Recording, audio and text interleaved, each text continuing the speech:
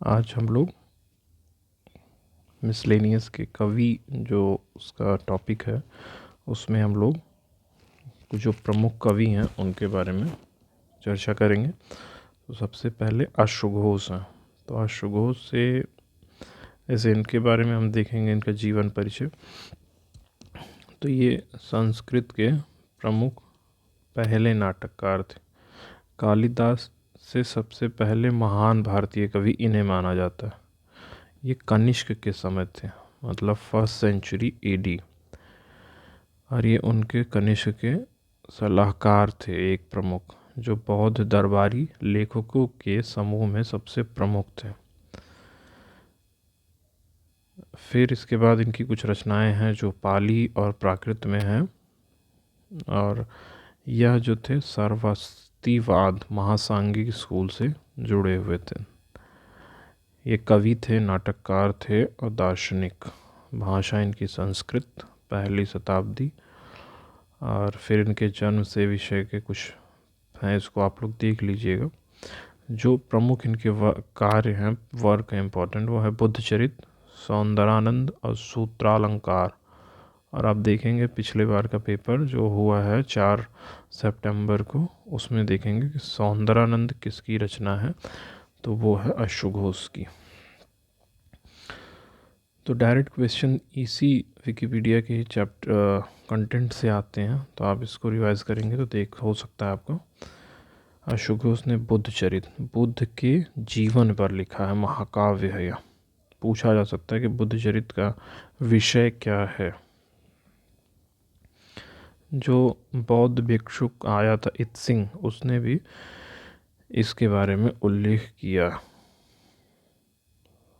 फिर सौंदरानंद भी इन्होंने लिखा। इसमें बुद्ध के सौतेले भाई नंद के धर्म परिवर्तन के विषय में एक काव्य कविता। फिर उसके बाद है नाटक भी लिखे हैं, और एक है सारिपुत्र प्रकरण भी इनका एक कार्य है। उसके बाद बस अब कुछ और विशेष बचा नहीं है। इसके बाद दूसरे कवि को देखते हैं। दूसरे कवि हैं कल्हड़। कल्हड़ कश्मीरी इतिहासकार और विश्वविख्यात जो ग्रंथ है राजतरंगिणी, इसके रचयिता हैं। कश्मीर के महाराज हर्षदेव के महामात्य चंपक के पुत्र और संगीत मर्मज्ञ कनक के अग्रज थे।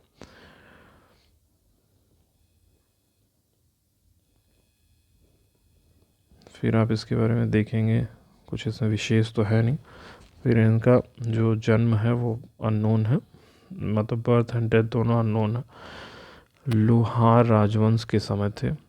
लेखक कवि इतिहासकार, इनका प्रमुख कार्य है राजतरंगिणी। इसके बाद कुछ और भी है। जोन राज है राजतरंगिणी, जोन राज, जिसे द्वितीय राजतरंगिणी भी कहा जाता है।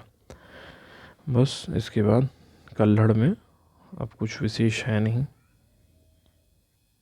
फिर आते हैं कालिदास, जो संस्कृत भाषा के प्रसिद्ध कवि एवं लेखक हैं। ये संस्कृत भाषा के महान कवि और नाटककार। इन्हें राष्ट्र कवि का भी दर्जा। अभिज्ञान शाकुंतलम सबसे प्रसिद्ध रचना, मेघदूत कालिदास की सर्वश्रेष्ठ रचना। ये इनके बाणभट्ट इनके परवर्ती कवि हैं। फिर इसके बाद इनका है प्रथम शताब्दी ईसा पूर्व से छठी शताब्दी ईसा। जहाँ तक है महत्वपूर्ण है कि ये चंद्रगुप्त द्वितीय के समय थे। मालविकाग्निमित्रम इनकी प्रमुख रचना है। फिर यही इन्हीं के समय में थे। इनकी जो प्रमुख है कुमार संभवम, अभिज्ञान शाकुंतलम, रघुवंशम, मेघदूत, विक्रमोर्वशीयम, क्योंकि देखिए पिछले बार एक क्वेश्चन आया था कुमार संभवम से भी कि कौन रामायण का उपजीव्य नहीं है, इससे संबंधित प्रश्न आया था। तो ये आप इस पीडीएफ को देख सकते हैं। मालविकाग्निमित्र किस पे है, क्या है नाटक में, विक्रमोर्वशीयम के विषय में। तो आप ऐसे इसको देख सकते हैं। पीडीएफ में डाल दूंगा ग्रुप में, टेलीग्राम ग्रुप में, आप वहाँ से ले सकते हैं। फिर इसमें बस विशेष कुछ बचा नहीं है, क्योंकि इनका आप देखिए किसके कार्यकाल में थे, क्या इनके वर्क हैं, इन्हीं सबको देखना है। तो जैसे कालिदास का जो है 3 जो नाटक है, अभिज्ञान शाकुंतलम, विक्रमोर्वशीयम, मालविकाग्निमित्रम। 2 महाकाव्य हैं, रघुवंशम, कुमार संभवम।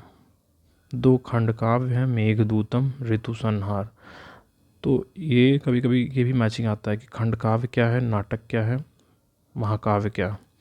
तो आप वो भी देख लीजिए। तो 3 नाटक हैं इनके, अभिज्ञान शाकुंतलम, विक्रमोर्वशीयम, मालविकाग्निमित्रम। 2 महाकाव्य, रघुवंशम और कुमार संभवम। 2 खंड काव्य, मेघदूतम और ऋतु संहार। देखिए यहीं पे आपको मिल गया ये चीज़, ये आप इसको याद कर लीजिए क्योंकि ये पूछा जाएगा। बस इसमें आप ये देख लीजिएगा। कुमार संभवम पिछली बार बताइए क्वेश्चन आया था, जो शिव पार्वती की प्रेम कथा और कार्तिकेय की जन्म की, इसमें रामायण का उपजीव या नहीं, आपको यही बताना। ये आप ब्रीफली इसको देख सकते हैं। ऋतु संहार में ऋतुओं में प्रकृति के विभिन्न रूपों का वर्णन आदि है। और इनकी अन्य रचनाएं भी एक बार देख लीजिए। श्रुतबोधम, श्रृंगार तिलकम, पुष्पबाण विलासम, सेतु काव्यम, श्रृंगार रसासुतम, श्याम दंडकम, ज्योतिर्विद्याभरणम। अगला है चंद्र बरदाई, जो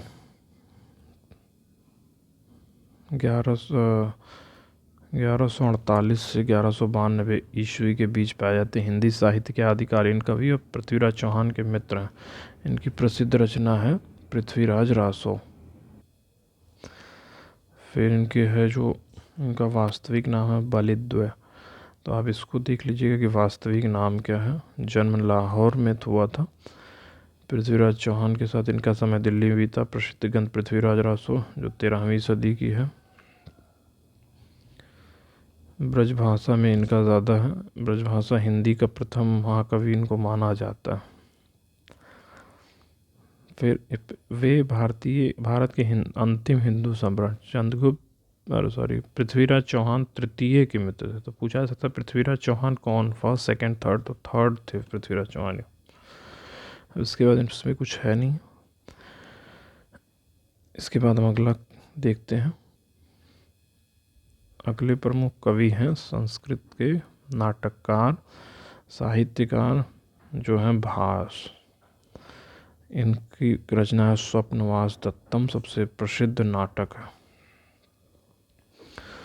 फिर भास जो हैं इनको आप देखेंगे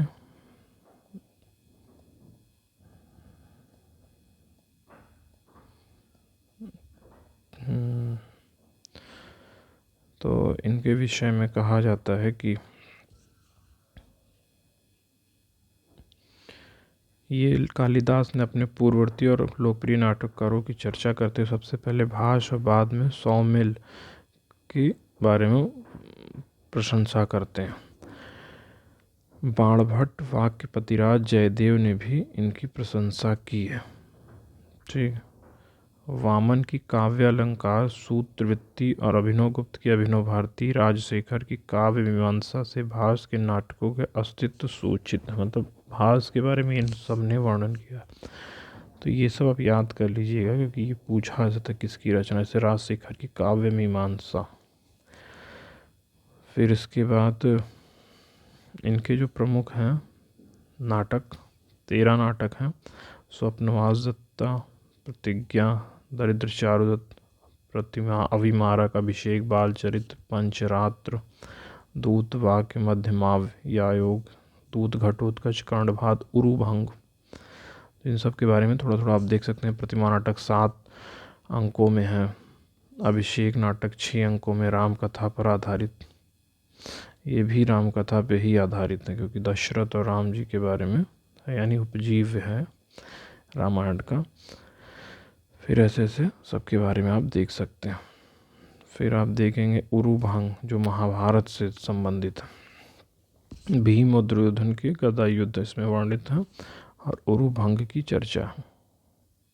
अगले प्रमुख हैं सोमदेव सूरी जो 10वीं शताब्दी के एक जैन संत हैं। इनके द्वारा रचित नीति वाक्य मृतम नीति का प्रसिद्ध ग्रंथ है। और दूसरा है यश अस्तिलक ग्रंथ।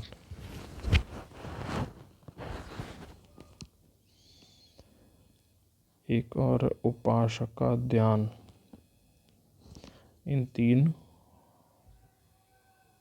रचनाओं को इन्होंने लिखा है। नीति वाक्य मृत कौटिल्य के अर्थशास्त्र और कामंदक के नीति शास्त्र की श्रेणी का एक नीति ग्रंथ है। अगले हैं हाल, जो सातवाहन राजा भी थे। सातवाहन ये सुविख्यात रचनाकार, गाथा सप्तशती जो है काव्य रचना, इसके रचयिता हैं। 700 प्राकृत गाथाओं का संग्रह है ये। और इन्हें जैसा माना जाता है कि ये सातवाहनों में जो सातवाहन राजा थे वही ये थे। और इसी के साथ कवि, जो कवि मिसलेनियस में है टॉपिक, उसके सारे आपके प्रश्न इन्हीं विकिपीडिया के जो हैं मटेरियल, आप इसको देख सकते हैं। टेलीग्राम ग्रुप से आप पढ़ सकते हैं। इससे ज़्यादा इसके बाहर कुछ नहीं आएगा। Date of birth and date of death, important works, किसके टेन्योर में या किस राजवंश के समय कौन से कवि थे, कहाँ से संबंधित थे, इन्हीं सब से प्रश्न आते हैं। आप इन्हीं को रिवाइज करें, बस। इससे ज़्यादा इसके बाहर और कुछ नहीं आएगा। धन्यवाद।